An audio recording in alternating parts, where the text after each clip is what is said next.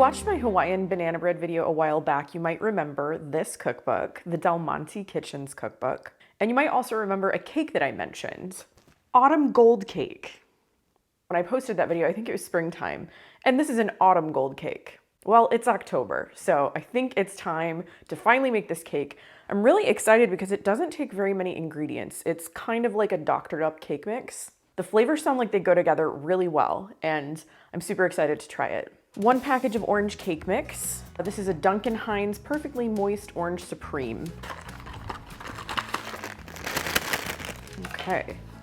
Cake mix in. 1 can of pumpkin. This is pumpkin puree. This is not pumpkin pie filling. They are different. In goes the pumpkin. Brown sugar. So I have a 1/2 cup of firmly packed brown sugar, 1/4 of a cup of water, 3 eggs. Oh, sorry. Okay, I just committed a sin. You should not try to crack your eggs on the side of your Pyrex bowls. Better that time. Just so used to doing it the other way. 1 teaspoon of pumpkin pie spice. And that's it for the cake. That's the whole cake.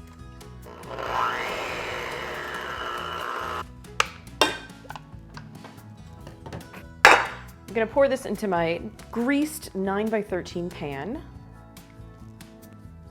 I'm gonna move it over so you can actually see me doing this.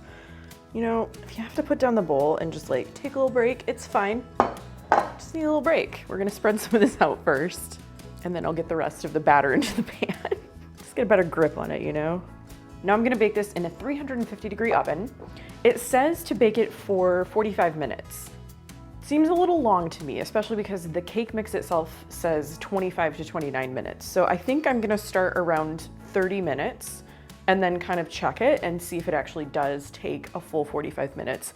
You know, maybe with the addition of that pumpkin and the other ingredients, it's gonna take longer. I'm not sure, I just don't wanna burn it. So I will see you in a little bit. And just like that, we got a cake. Bake time, let's talk bake time. The book says 45 minutes, do not listen. Do not listen. I put this in for 30 minutes and I would venture to say that it was almost too much. Your mileage may vary, but I would veer closer to the bake time on whatever your cake mix box says versus this book. What you're supposed to do is serve this with unsweetened whipped cream. I love an unsweetened whipped cream moment, especially if the cake itself is sweet, which I don't know because I haven't tried it yet. However, I found this maple vanilla whipped cream and I thought this would maybe like pair really nicely with this, so that's what I'm gonna try it with. So let's cut a piece. Not even gonna get my ruler out. I mean, I'm really living dangerously today. Oh yes, this is coming out of this pan beautifully. Just look at those clean lines. Yes.